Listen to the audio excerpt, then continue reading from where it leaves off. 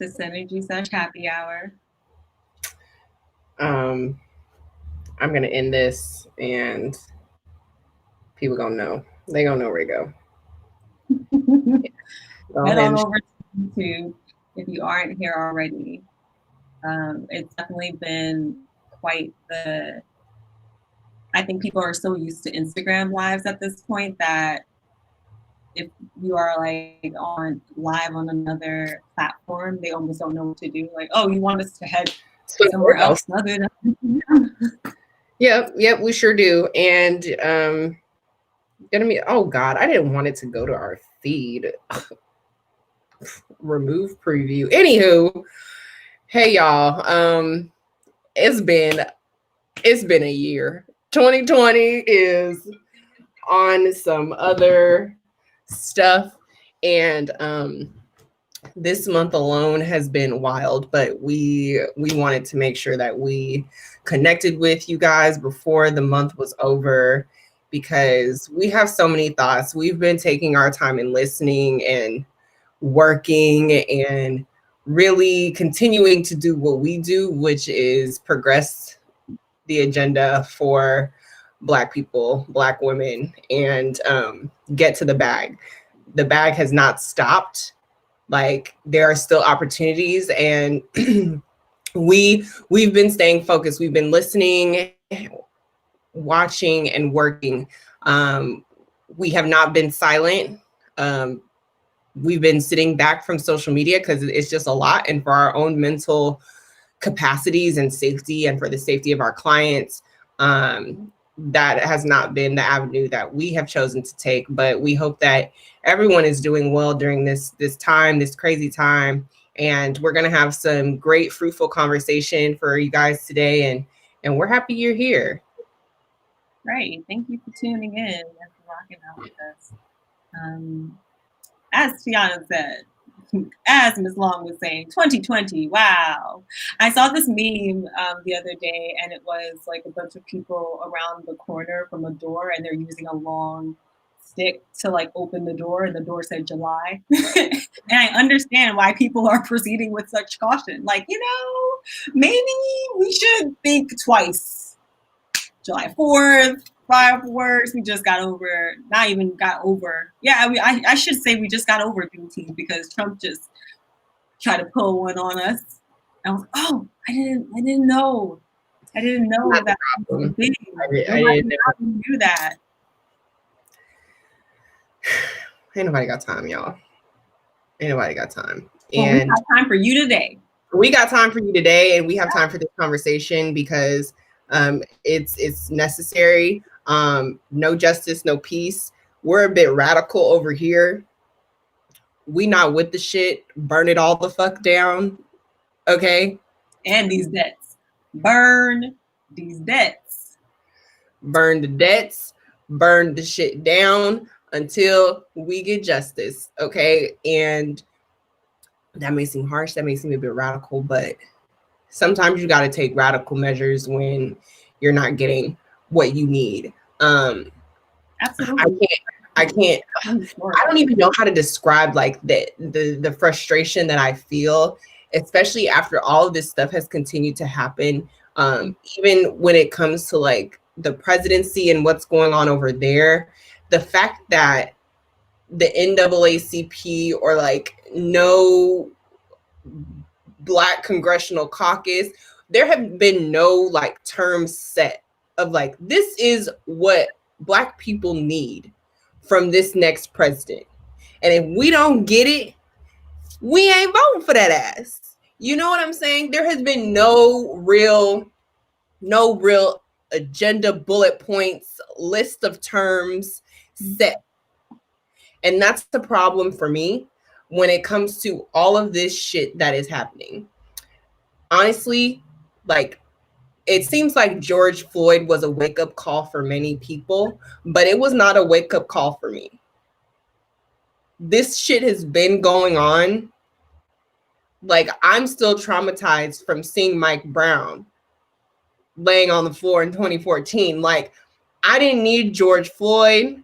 I didn't need Breonna Taylor to happen. I didn't need any of that stuff to happen to know that we live in a system that is not set up for us to succeed or set up for us to receive justice. And so I think that we as a unit need to move differently. If you haven't already been moving differently, we need to start making demands that some haven't been making before. And as a unit, as a Black collective, we got to figure out what it is that we want and what we need from this system that we pay taxes to, that is supposed to be doing good for us and essentially is supposed to work for us. It's not doing so. And that leads into a whole nother terms of topics. But even within that, I also want to talk about some things that have been going on in the cannabis industry right now that have me highly upset. And it goes around the looting, the burglaries, the armed robberies that have been happening, that definitely took place while the protests were going on. And I definitely want to make sure that we're being very distinct that I don't believe or think that, you know, the protests had anything directly to do with the looting and the armed robberies and things of that nature. But the people that did this utilized an opportunity when people are really trying to get justice and see something different happen to take advantage of, you know, vulnerable populations that go within the cannabis industry. And a lot of people may think that, oh, you have a cultivation center, you have a manufacturing facility, you have a dispensary, oh, you rolling in dough, it's good, you'll be all right. No, that's right. Whack as shit. That's whack as shit. We have a lot of, especially a lot of equity cannabis participants, and you just wiped out their whole fucking supply. And I think that, like, that sits on my heart heavy because that's fucked up. That's whack. You have Black people that have given their all to be a part of an industry that does not want us to succeed, doesn't want us to get in, doesn't want us to build generational wealth upon it. And then you go and do some dumb shit. Break all their windows, steal all their products. They have to, you know, fire their employees, furlough their employees, can't make no money for the weeks, gotta buy all new product. And not only, so say you hit a dispensary, not only have you fucked up the dispensary, but you have put in jeopardy also the manufacturers that supplied the product that may not now get their money because there's nothing to sell. And so how do we uphold saying, you know, burn it all, and then like, but then please be cautious with what you're burning, because absolutely property is property. And then does it come down to, like, I think there's two sides, or, well, of course there are multiple sides to it, but I'm choosing to look at it from two different points of views. We can either say to people, listen, like, if you are going to go about doing this because you and your family, nobody has no gainful means of employment right now. You have exhausted options to be able to make money or to be able to provide for your family. Then it's like, okay, if I'm going out here to get these supplies, looting things or whatever, to either sell it on the streets to boost it or to feed my family. And it's either that, or it's like, okay, we're actually going to utilize looting as a form of protest against bigger corporations that historically. But the thing is that was not even the case. Like that, like the people that were looting and hitting up these cannabis companies, it was organized crime. It was completely in different areas than the protests happened. Like, if anyone is familiar and can go take a look at some of the footage, you'll see this had nothing to do with protesting for George Floyd. It had absolutely nothing to do with, you know, getting justice for Breonna Taylor.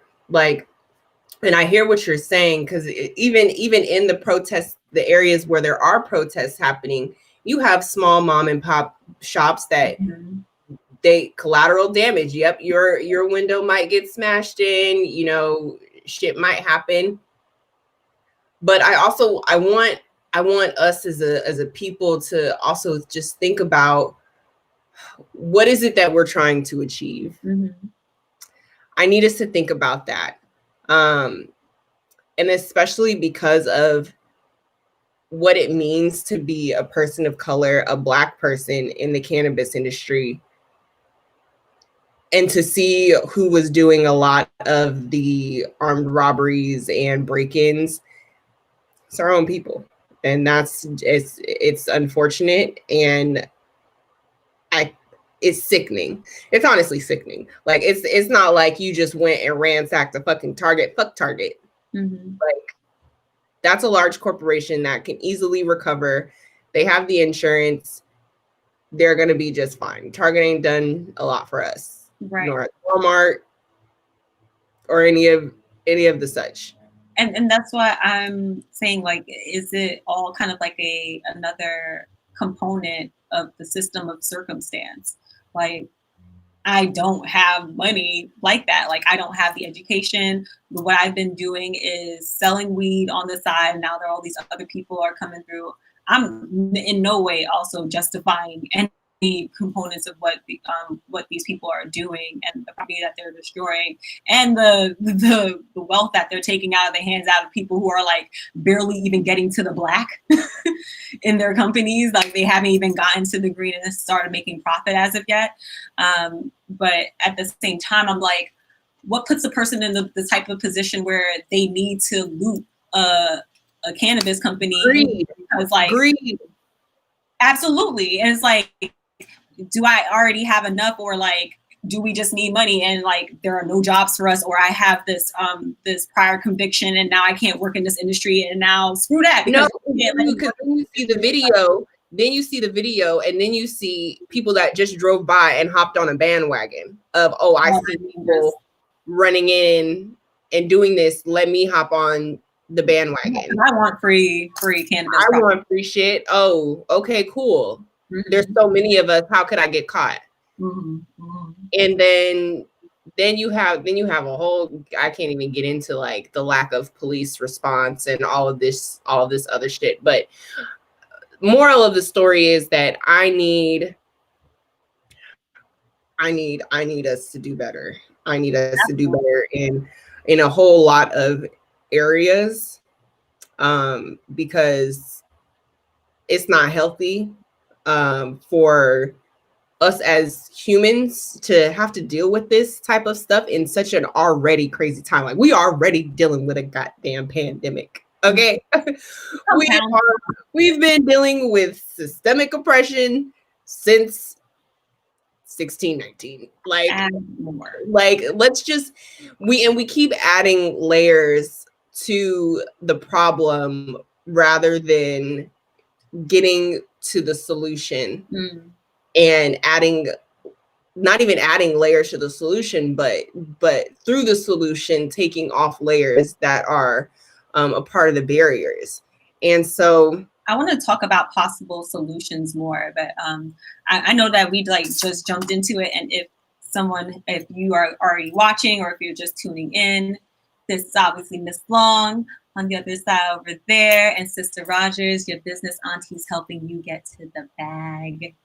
Welcome to Synergy Sessions Happy Hour, where we discuss business 101 topics like and such as an introduction to entrepreneurship, financial management, legalities, digital marketing, business, and having some honest, tea-like conversations about cannabis industry shenanigans, as well as like, just worldly shenanigans as Black peoples living within America.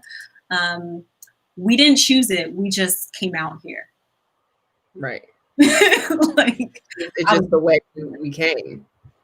Same way, I'm sure there are many people in Syria. Like, I just came out here, right. into the war.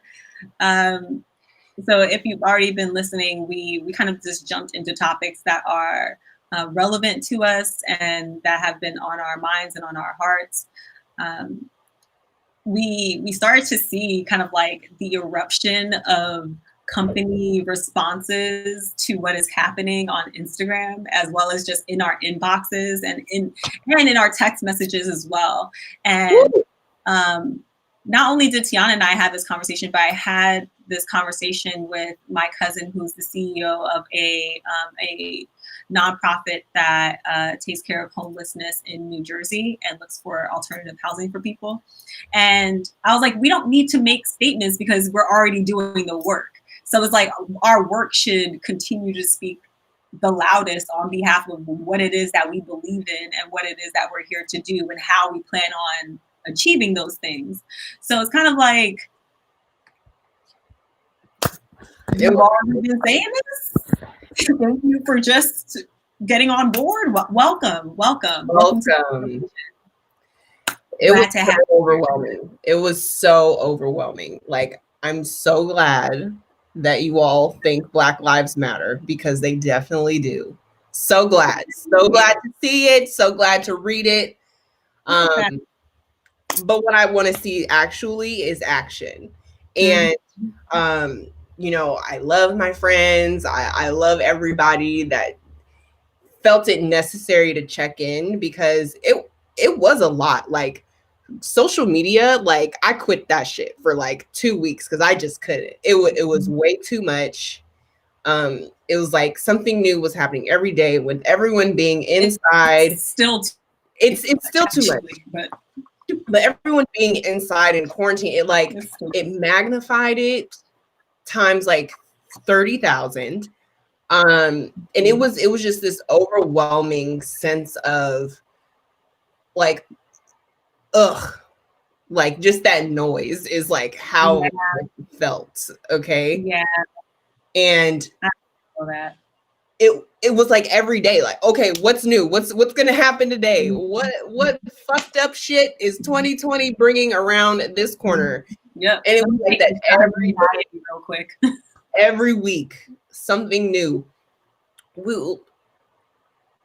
Shelly talked about it. We saw everybody putting a response, how you should respond, how you should feel. First of all, don't let anyone tell you how you should feel about what's going on. Don't let anyone take away your joy, because it also, a lot of people want you to think that you don't have the right to be happy right now. Have a kiki, have a little laugh, because yes, shit is serious out here, but it's always been fucking serious. Every goddamn day that we walk this earth is a challenge and a struggle, and our lives are at risk.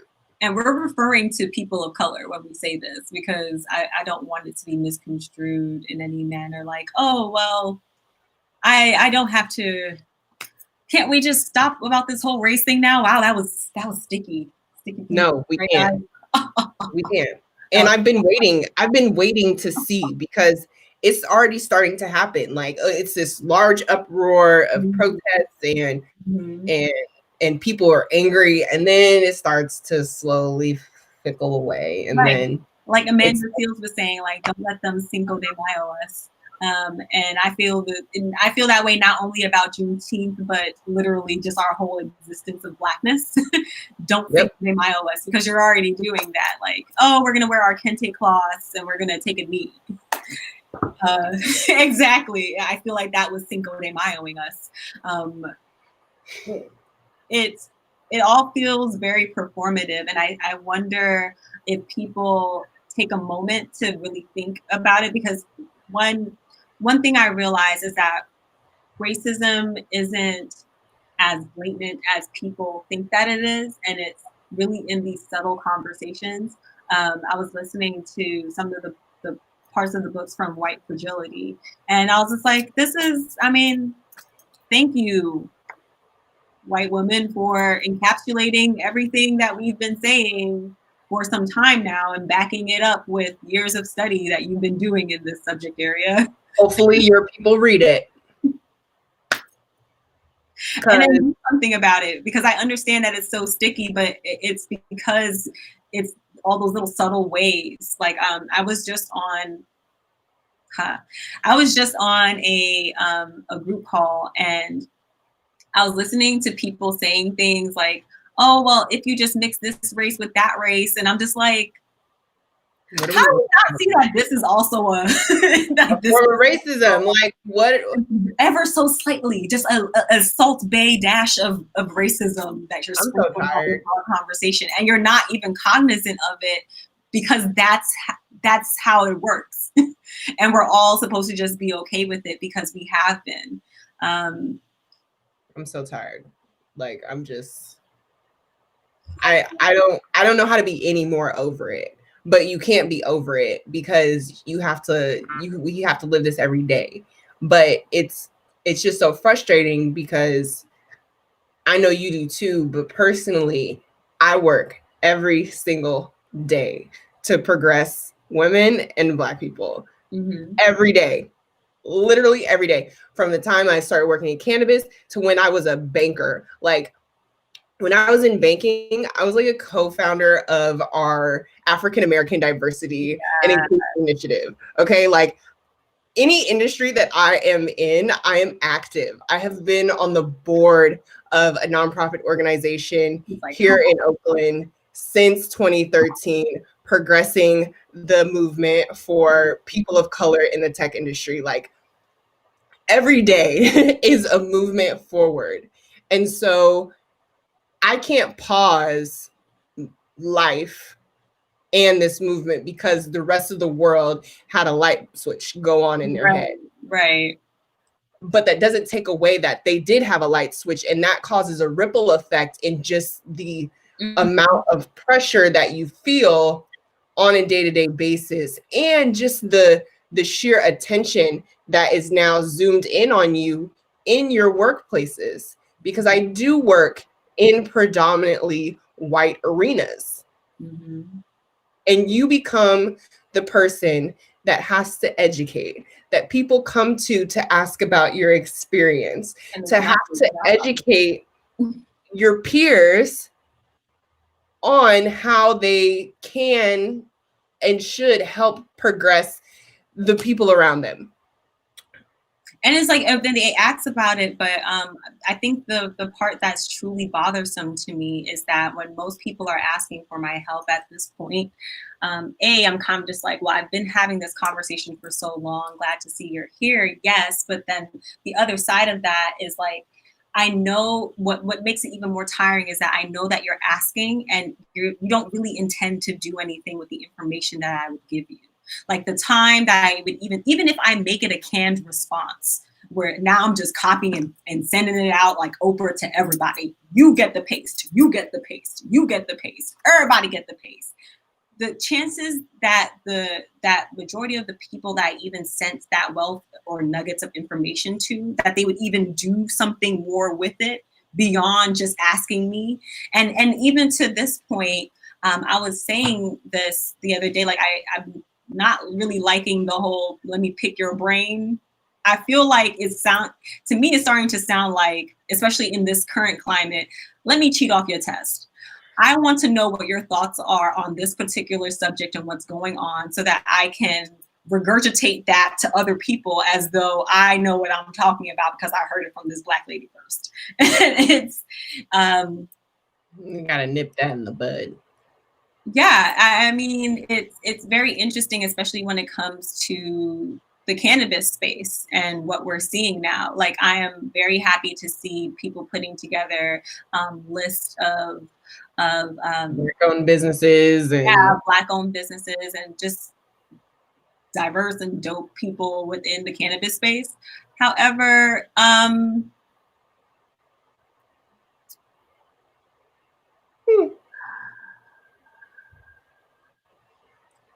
once a lobbyist, always a lobbyist. So like, there's no way that we can continue having this conversation. Tell me that it isn't true that every single cannabis expo, big event or something, there's always some diversity and inclusion ass panel there with the same people saying the same things all year round at different expos everywhere. Because it's only three. It's only like three of them. There must be only three. But but that's an industry problem, and that's what happens when you live inside of your bubble. And unfortunately, said companies will feel the ramifications of those actions for years to come, because when you have the same when you have the same people saying the same thing, you're only going to get the same information. Your thought process is not going to evolve to what is actually happening in other places when you have a more diverse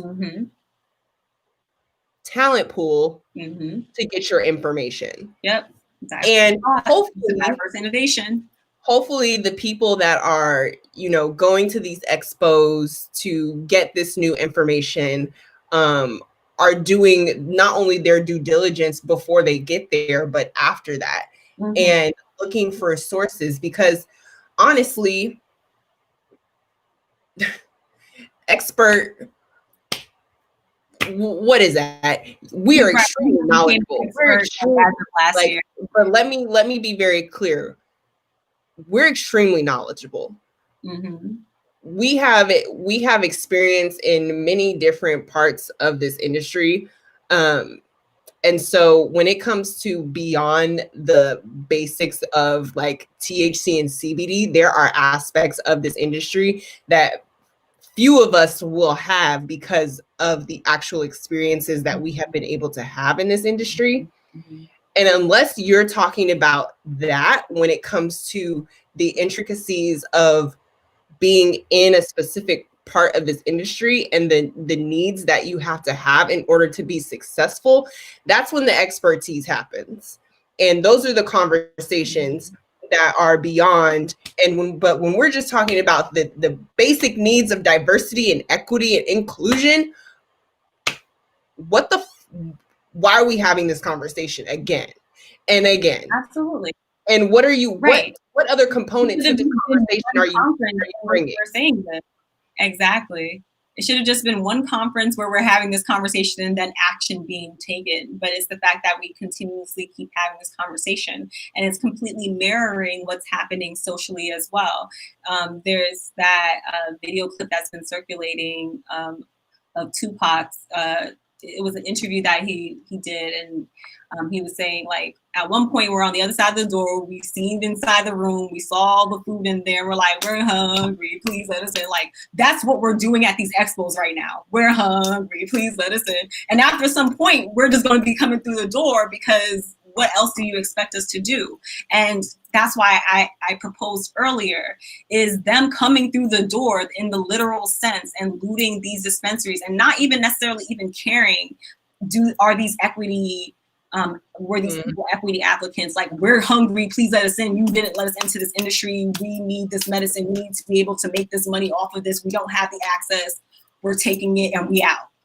And that's where I'm just kind of like, how do we draw the line in this conversation about protests and like what protest is supposed to look like and how? And again, it all comes to outcome. Like, what is it that people want? What do we want? And that goes to my what I initially talked about, how the NAACP, the Congressional Black Caucus, like, no one has put out what are the demands? The demands have been, I need to get my other term. Are you paying me enough to slip this bill through, or to put it in piecemeal and put it through some other piece of legislation, so slowly I'm getting what you need passed because you as a lobbyist are what we need. I'm getting paid through my campaign. What are we asking for? Are we asking for student loans to be diminished? Are we asking for reparations? Are we asking for, more taxes? Not even more taxes, just more funding for our school systems. Are we asking for better public transportation in our neighborhoods? Like, if we're not coming with specific demands, and if we're not met with actual strategy of how this is going to happen, like, all this other shit, it don't matter. Right to go. And you're gonna be protesting for the rest of your life. We're gonna be asking for shit that you're never gonna get. You're gonna keep having corrupt police systems, police departments. Like, so I'm over that shit. Okay. And at the end of the day, like, it's frustrating to me because I don't trust the government, period. Point blank on that part right there, right? So to be asking them for anything, like, it's just too much for me. But I pay my taxes because I ain't got time for y'all. So take this little coin and be on your motherfucking way. But since you're gonna take my money, please believe I'm gonna be involved with this process on how it's gonna be spent.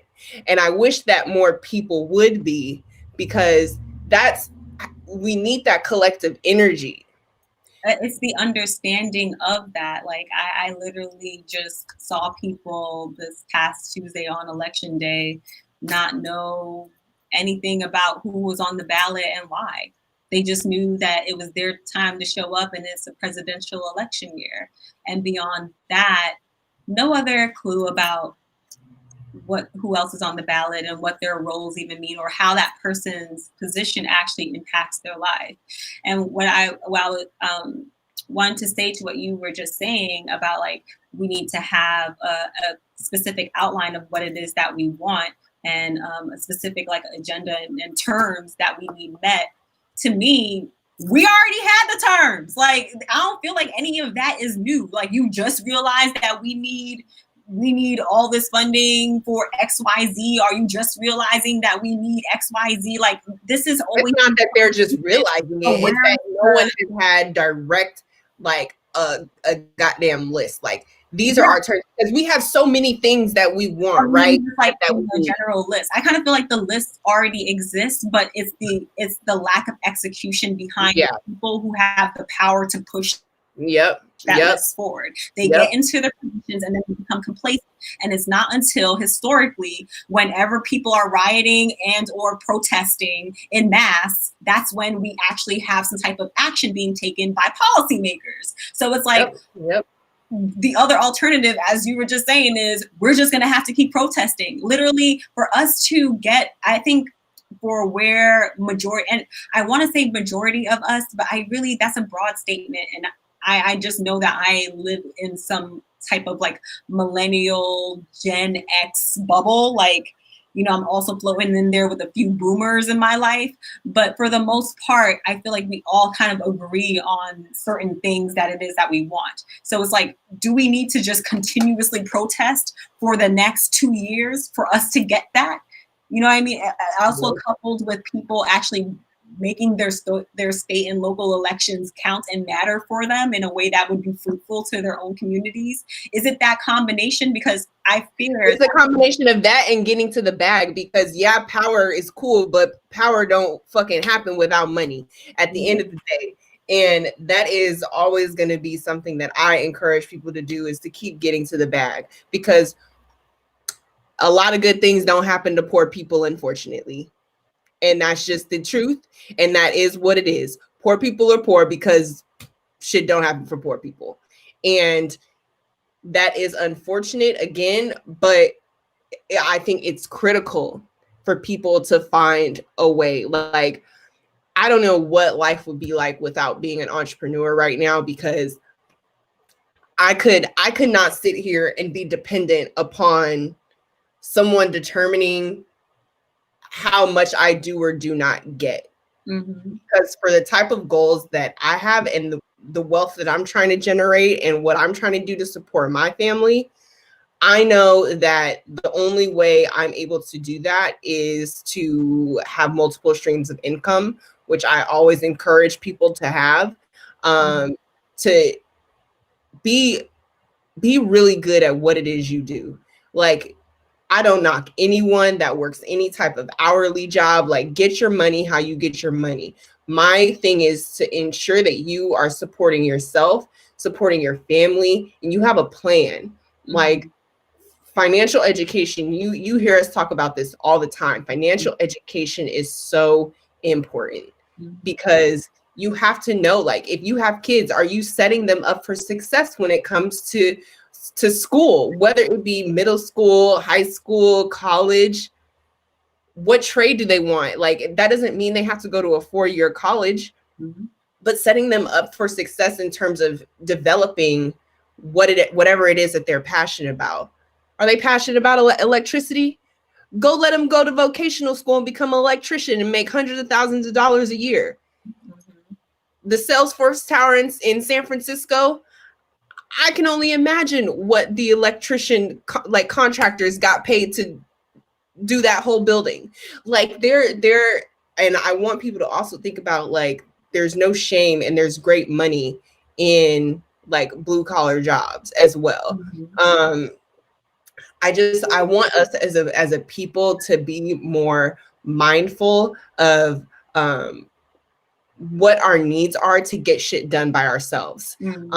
Because yeah, there's a government here, they're supposed to do X, Y, and Z, but obviously they're failing. So what can I wouldn't waste my last breath on none of them. Definitely stay on them and make your voice heard, and hold them accountable, but at the same time hold yourself accountable to your own success, and get out there, be on your shit. Like, this is why Synergy Sesh exists, also to help those people that have ideas turn them into action. Like, we are here to help you get to the bag, because we know that there are 100 other challenges out there that are facing us every single day. And being able to start and run your business should not be one of them. Yeah. So we want to provide people with the resources, network, professional development, so that as you're on your own journey, you don't feel stuck, because there's always a new way. There's always a new way. There's always a pathway. Always. So just remember that. In an emerging industry like cannabis. But I do think that it takes a bit more open mindfulness to getting to what you want to really do within this industry. And I think I've said it before, it makes no sense to come into an industry as brand new as this one and do something that you don't like doing. I just feel like it literally doesn't make sense. And I find that people who take what their skill sets, or like the strengths of their skills and like the best parts of their personalities, and they put that forth with that energy, then they're met with finding what it is that there is their special niche. Wow, that sentence was weird, but they find their special niche in the mix of it all. Like, we have Gigi, our Geraldine Cueva on here. Hey, Gigi.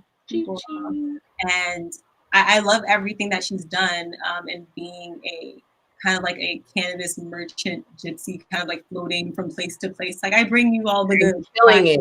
Staying up on knowledge about great products and getting them in front of the people. Definitely. Like, philanthropist. I think that's what she goes by, philanthropist. Yep. And it's that component in itself. Like, how do I create what my own niche is in the mix of all of this? And that's what is special and unique to me and what I bring to this industry. And then how do I monetize that?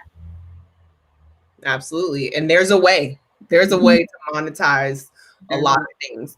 And definitely you have to find what's going to make you happy. And there's no other industry like cannabis right now where you have an opportunity to do so. And the fact that it's not federally legal, like, I can't say enough how much opportunity there is right now. And there's so many great things happening. I just want to shout out really quickly Posh Green, getting this retail store open. I couldn't be more proud of Reese and how far she's come. I'm grateful to have Posh Green as a client, and it has been a tough battle, but that's just an example of turning like ideas into action and getting shit done. And as Black women in this industry, when there are so many barriers every day, but there's a way. And when I tell people there's a way and there are solutions, like, I'm not just saying it to stay positive and to just like make people think that, shit is rainbows, but literally, like, hard work and like action creates results. And when you have to have a good team around you, have good people around you, save all that negativity, like do an energy bus check. Who's on your energy bus?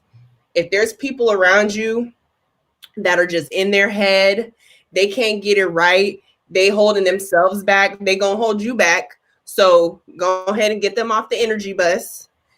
And I think right now during this downtime, which is not even downtime anymore because people outside out here blowing these COVID numbers up, but hopefully people are, really assessing their life during this time and staying focused on your goals, yourself, your own energy, your own health, your own safety, and really thinking about what are you doing to elevate yourself, because being able to elevate yourself is the only way that we're going to get to some type of place that is better than where we are now. Where we are currently. Absolutely. You just have different problems with more zeros. Yeah. And I'll take those. Also a lot more say so. I was just watching the last episode for the season of Hassan Minaj's Patriot Act. And this last episode was all about taxes, essentially, and how the IRS is so understaffed that they can only really tax the non-wealthy, essentially. And all the wealthy people, they'll be missing, what was that, $5 trillion in hidden taxes from these wealthy individuals. And I found that so very interesting. They're likely to be audited and taxed heavier as someone who has $20,000 as a yearly salary or in the bank than you are as someone who has $100,000 in the bank. And that's well, not necessarily the bank, but who's making that salary. That's trash. That's a scam. That is what you call a scam. Government abolitionist on here. Do we have an abolitionist? Yes, because that's a whole ass scam. Okay, that is so not. Student loans. Student loans are a situation scam. But you know what? I'm not. You know what? I'm just thankful I'm using my degrees. Just do what it is that you really want to do, because do what you really want to do. If you're not learning what it is that you need in order to go out there and make money, then it's a very expensive time to spend. Yep. I will say, undergrad was a scam for sure. Right. But I won't take it back. I used my degree. I'm not mad, honestly. Actually, I don't feel that way about undergrad, but I feel that way about grad. That second degree right there, I feel some type of way about that one. That grad school one. Yeah, I'm like, why did this was like undergrad 2.0. Like, what did I just do that for then? What was that? See, learn from choice, make better decisions, guys, and choose wisely. Like, what was that last 4-year stint about then? If I gotta do this, isn't this the same subject? No, it's the exam. Oh, okay, it's right. But luckily, don't let her fool you. She's using all of her degrees as well, and thankfully, the business aunties are too well degreed and goddamn we got a plan. We got financial plans, y'all. So we good. Exactly. We good. It all has to be worth it. But yes, education really is a driver. Do you want to kind of like speak about some more cannabis industry shenanigans that are happening? I wanted to throw back to the can I just say this real quick? I'm raising my hand. If you haven't said, hey, Tiana, how you doing? How you feeling? I hope all is well. I really ain't even talked to you all year, but you in my inbox talking about share this. Please know now and in the future that I will be doing no such thing. Okay? I just wanted that PSA to be out there real quick for anyone that was curious why the shit in my DMs had not been on my story or in my feed. And it's because you selfish and I see you, but I don't care for you. And your shit will not be shared with my network. How about that? That's it. That's it. Because I'm tired, y'all, and I ain't got time. TIED. I don't got the time. I'm on my trampoline. Got the time. No, but that shit has just really been agitating me. It's like, just share this. Not even, hey, Tiana, how you doing? Really good cause. Would love for you to share this. No. Just share this. I've been more so over two things. The text messages from white allies, alabaster allies, as I call them, which I appreciate them, but for so many of the responses that I've given, it seemed to be less about me and how I'm doing and more so like, oh, let me flex real quick all the things that I'm working on because I heard you talk about some Black stuff before. And I'm just like, so you texted me just to flex about how you white woke now? And I don't got the time. Do people think we be playing? Like, it's crazy that this shit's real, huh? Like this is stuff that happens on a day to day that we gotta dodge. Our mental capacity. We got zzz. But I think I wonder what, like, when you put yourself in the space where you're speaking about these things up front and being very like open and blatant about it's bound to happen. Yeah, you're bound to we put ourselves out there as thought leaders, and so people are going to try to utilize that. And so it's upon us to just set more boundaries. You know what I'm saying? Change our number, whatever. I found this site that I was trying to get the link to for you all. It is called hashtag, like in spelling out hashtag protectyourenergy.weebly.com. I found it to be such a great resource. It has loads of canned responses that you can send to your white allies or your alabaster allies, as I would call them. And it kind of like takes you having to do a lot of the emotional legwork out of the equation. You can just send them a list of resources. You can pick from these canned responses, and then you can just send them out like Oprah. It has definitely been a resource to me.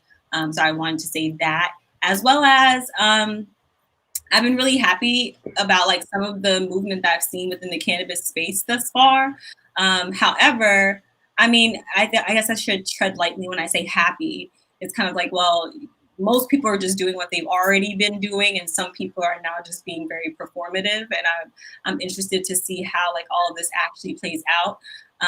But I really did want to bring back up an old school, well, it's not really old school, but an old cannabis story that happened a couple of years ago. You know, Our Lady with the water bottle. Out in California. So there was a young Black girl who was in front of her building with her mom, and she was selling ice cold Poland Spring or like some water bottles to people so she could make some money. I think she wanted to go somewhere to do something. Either way, it was fundraising for a little Black girl. Another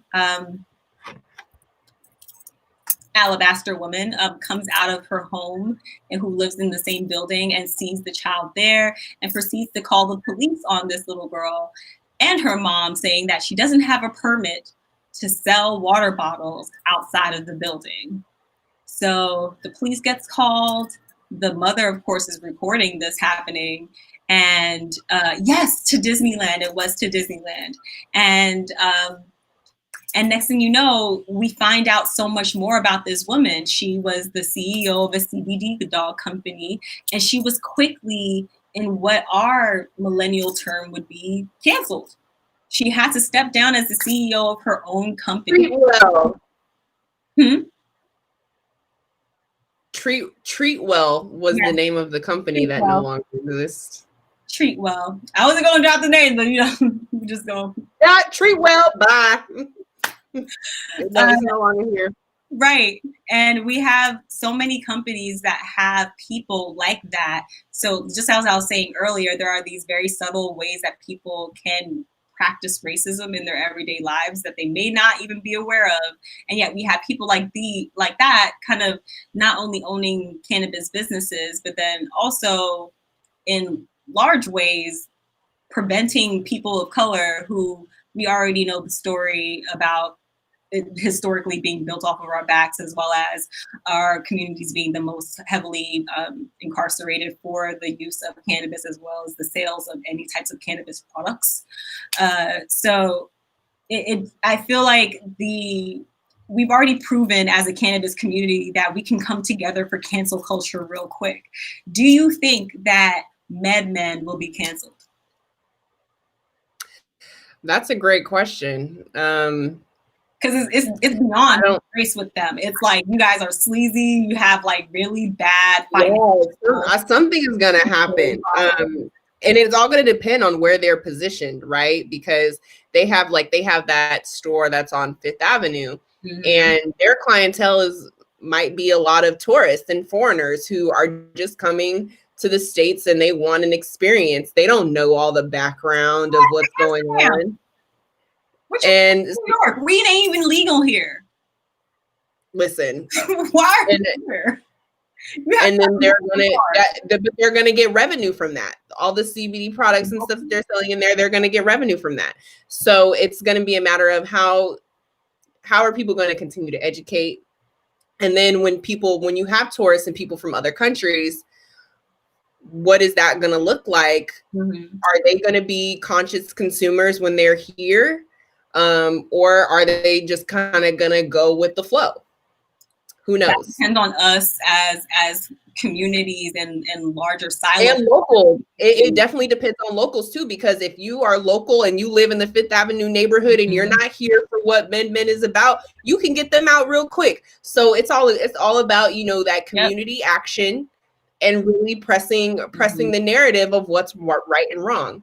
And speaking of, like, before these last couple minutes, I know here in Oakland, I'm on Oakland's Cannabis Regulatory Commission, and I know one of the conversations that we're going to be having coming up is the conversation about how is equity defined, and who is able to participate in equity programs, because currently it really leaves out a great chunk of residents who should be equity, who I may not have lived in this particular neighborhood that was over policed, but I still don't have $250,000 plus dollars sitting in my bank account to pay these high taxes and fees. And so there's a real gap there that is presenting an issue and preventing people who should be able to participate in this industry from actually participating, who should be considered equity. And so we're going to start to have that conversation, maybe possibly like redefining what equity means. And I think that's going to be huge for the rest of the country when they are going through legalization of how they define equity as well. It's coming, 2 years after we've legalized, but better late than never, and it's still early. So I'm glad that we're going to start to have this conversation. So I think that that's something that the nation should focus on as well. And really, as you're creating your equity programs, are you defining equity so that, people are able to really participate in our most vulnerable communities that have great business ideas, have done the front end work and would actually be successful in here. Like, let's knock down that barrier, and have some real capitalism. Like, let's get a playing field here, so we can play ball. Especially if we're going to continue along utilizing this system of capitalism. But you taught me the terms of, like, not only just the term, but what it really truly means to have wraparound services. And I think it's not just defining who an equity applicant would be, but as you've alerted to me before, also what is it that an equity applicant needs in order to be successful within the next 3 to 5 years. Now you lowered the amount of money that I need to pay for these licenses, however, or whatever fees that I need to pay. However, I still have to pay this lawyer tens of thousands of dollars. I still have to pay this rent, got to pay this electricity, got to pay for the equipment, all that stuff. And so it's just like, oh, okay, we're just going to lower the entry fee for you, but there are no other pathways to success lit up for you along Right. this path, but we expect you to walk it perfectly like everybody else did just because we gave you a lower admission to get through the door. Right. I definitely have noted that equity conversation as like something we should discuss on the next Synergy Sesh Happy Hour. I think that so many of you listening would be very much interested in that conversation. It's also relevant to everything that we've been talking about. It's relevant to what's happening socially. It's relevant. And I didn't say it earlier, but if you haven't realized by now that what you are actually protesting against is white supremacy, then welcome to the conversation. It's not just about George Floyd. It's not just about police brutality. What we're all actually out there every time, broad statement, but every time, dang near, that you see a Black person outside protesting right now, it has less to do with police brutality and more to do with the systems of white supremacy and oppression that has led to the over-policing in our communities.